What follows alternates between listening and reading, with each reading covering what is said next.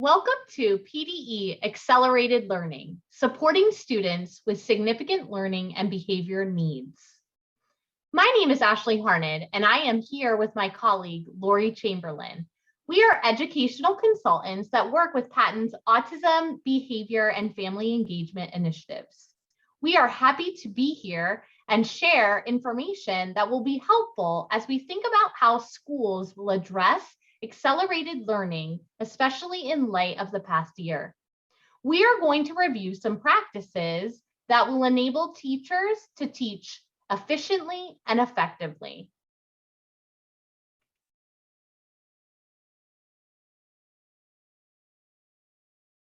In this session, we are going to review some key components of effective instruction. The components are based on a science that we can rely on and has an incredible amount of research, applied behavior analysis. Behavior analysis has a lot of valuable information to provide school teams and educators, basically how to teach effectively, deliver positive outcomes, and accelerate learning. All educators want to optimize instructional time, especially after this last year. We know to optimize instructional time, we can implement practices which may seem simple, but are very effective. One such practice is using a schedule, which can organize staff.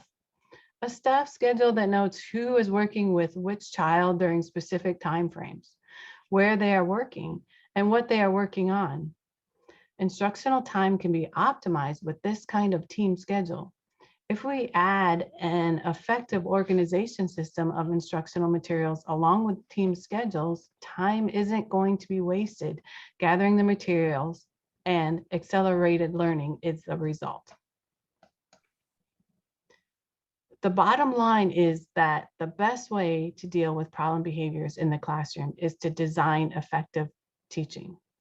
If we focus on teaching explicitly, focusing on crucial skills with delivery that uses good instructional design, and couple that with using reinforcement systems that are effective, then this will increase cooperation and maximize learning.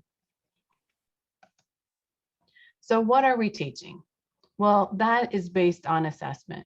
We must determine what skill a learner has lost and what a learner can do.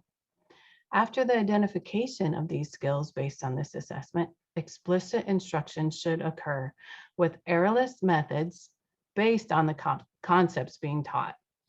If instruction is designed to teach across examples and non-examples, learning will be accelerated. The opportunities for learning should be provided frequently throughout the day. Reinforcement systems utilized should increase the skills being taught, and the reinforcement implemented should be based on the individual student's motivation and needs. When we implement a data system, that data system should promote monitoring the skills being taught and provide us with information on the effectiveness of teaching. Data should guide instruction and not just be a description of what is occurring during the day. And last but not least, we must collaborate with families in order to not only provide support for the learner's education, but maximize gains. If we work as a team and support families with instructional practices to guide them at home, a lot more can be accomplished. And now for the why. We must individualize instruction and address socially significant skills for our learners so that it will lead to meaningful participation in the classroom and beyond in the real world. And now for the when. When the supports we provide should be delivered. They should be based on the individual student's need and not on our availability or what we do. Remember, the higher the risk level of the learner and the family, the more support is needed to make a difference.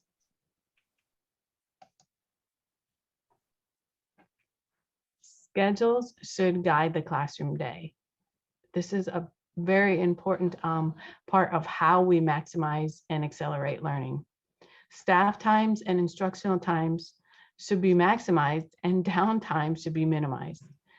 If the instructional times are organized well, Learning should be fun for the student, and downtime would not even be needed. Staff training and team meetings are useful not only to build teamwork, but to ensure fidelity of interventions. Active student responding shows us that the student is learning and actively engaged, and this will promote skill acquisition and minimize problem behaviors. The use of reinforcement is the foundation of good teaching. If reinforcement systems are actually working, then skill acquisition and learning will become accelerated. And we always want to use proactive antecedent strategies to promote learning. If we are reactive, then we are not maximizing the instructional time.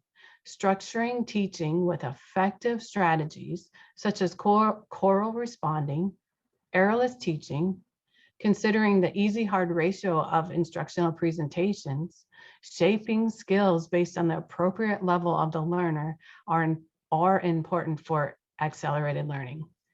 Believe it or not, research shows if we start off too high or go to a higher level too soon, the learner will slow down in their learning.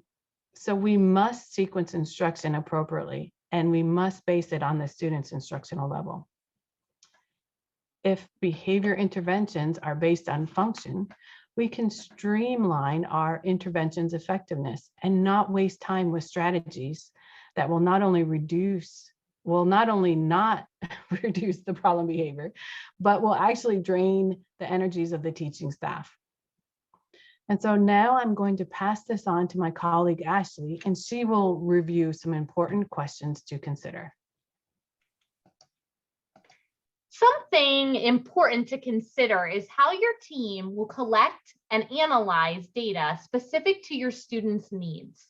Data should be collected for all interventions in order to determine their effectiveness and positive student outcomes and be adjusted to maximize the learning outcomes. Database decisions should guide all team members' analysis of the effectiveness. Don't take data just to have it, but use it and engage in data analysis. School teams must establish systems for collecting, analyzing, problem solving, and maximizing instruction. Data drives all instructional decisions and tells the story of the measurable outcomes for your students. Another consideration is how educators will optimize instructional opportunities throughout organization systems such as the classroom schedule and organizing the teaching materials and data collection. These tools will assist the educational team in the allocation of sufficient instructional time and truly address students' needs. Additional information that should be organized throughout the school day is who will provide the targeted instruction, when and where will this instruction take place. Every minute of instruction matters and must be accounted for in order to accelerate learning. Consider how educational teams will access professional development opportunities and training in order to maximize instructional outcomes for their students. Who will provide the professional development? In order to change and maximize those outcomes for your students, educators must be provided with high leverage, effective instructional practices that are research-based, that are taught through explicit modeling, coaching, and feedback. Another consideration educators must consider are effective teaching procedures for prevention of problem behavior. How will educators use motivation, reinforcement, explicit teaching practices in order to increase student cooperation and participation in learning? Accelerating students' learning will occur by making problem behavior inefficient, thus minimizing that problem behavior and maximizing learning opportunities across all educators and all environments. Finally, Building a collaborative, cohesive instructional team of educators, families, and caregivers occurs by providing ongoing training, support, communication of goals and learning outcomes, and sharing of resources to allow for all team members to best support their students' education. Trust is earned, not given. Communication and collaboration are built by starting with a common goal. The students' goals and outcomes guide all communication. For more information about how to accelerate students' learning, check out Success Over Stress, Asynchronous Learning Series on the Patent website.